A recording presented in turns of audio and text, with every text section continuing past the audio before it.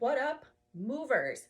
Keeping on our CARs train, or CARs caravan, whatever we would like to call it. Today we're going to get into the spine, specifically the thoracic spine. I have talked a lot about how much thoracic mobility is important, and now instead of just getting extension, we're going to work all of those ranges of motion. So what we're going to do is I'm going to grab both of my shoulders, and I'm just going to start by bending at my thoracic spine, and I'll show you this from a side angle in a second too.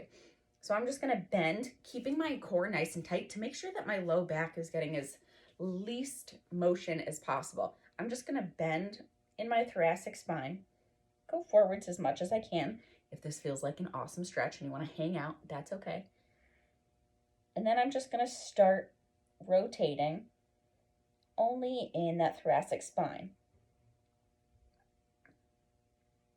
Now for me, instead of thinking of bending to one side, I'm actually thinking of expanding the opposite side and just traveling across my trunk. And so that's what I feel when I do these.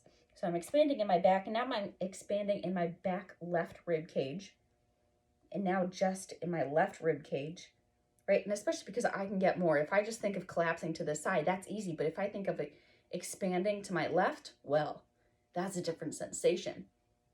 Now we're moving to the front of my front left rib cage.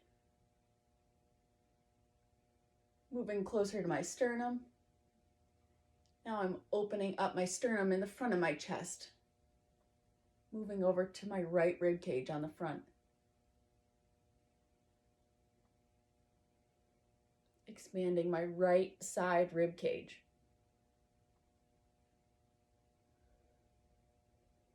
Expanding, getting to the back of my right rib cage, moving closer to my spine.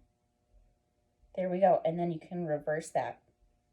Again, keep that lumbar spine specifically nice and straight. We're trying to move as much from our thoracic spine as possible.